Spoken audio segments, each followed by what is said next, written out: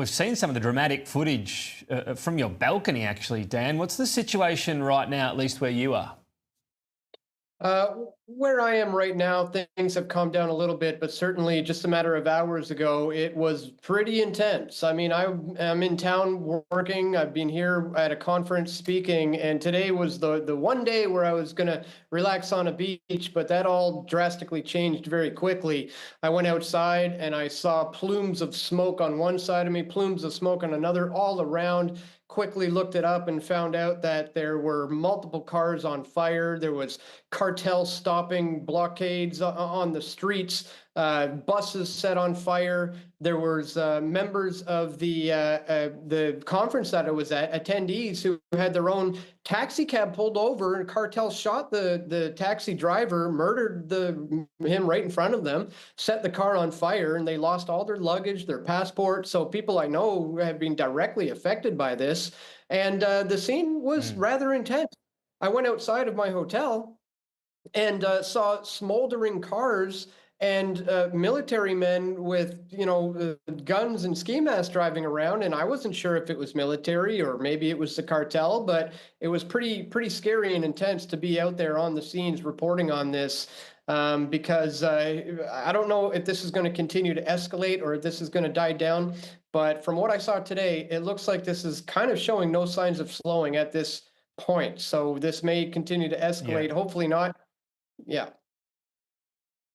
Yeah, and a lot of people will be trying to get out. We know big disruptions. I suppose that, it goes to the situation in Mexico where there's no part of the country really untouched by cartels, but there's this unofficial truce around a lot of these tourist areas. But the killing of El Mencho seems to have unleashed essentially revenge from the cartels. Is that the concern, that you don't know when the stability, in some sense at least, to these areas returns?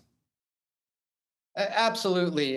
In fact, there were earlier reports that the cartel was threatening to go into private homes and potentially hotels and resorts just like this one, if their demands were not met. So as I understand it, power could be cut at any given time. So we really don't know at this stage in the game where this is going to go. But we've already seen, a Costco on fire, the OXXO convenience stores on fire. They've gone into hospitals. They've completely taken over the streets. They've set gas stations on fire, which may well be for the optics of it, just to show you their true the power and might they're trying to display here, potentially trying to keep people very, very afraid right now. So we need to pray for the people of Puerto Vallarta. People have lost their lives. People's lives have completely been flipped upside down today, unexpectedly. And again, hopefully the situation doesn't get worse. My flight has just been canceled. I was supposed to fly out tomorrow, but that is all just drastically changed. So I really don't know where this is going to go from here, but I'm going to continue to report on this from the grounds as best I can. Well, we'll keep an eye on it, as you allude to. This is a sad part of regular life for Mexicans. What about fear as to whether or not perhaps tourists and Americans are targeted? We know the US government, Donald Trump, has spoken about, cracking down on the cartels, and whether any word on US assistance comes out here, that might, I suppose, make these tourist spots even more of a target. It's very possible. We don't know where this is going to escalate to. I tried to see what some of these people were being saying about it. Trump has been oddly kind of mum on the situation. The last thing I think he tweeted about was the Canadians losing the hockey game in the Olympics. So maybe he's just not trying to show his cards or his hand.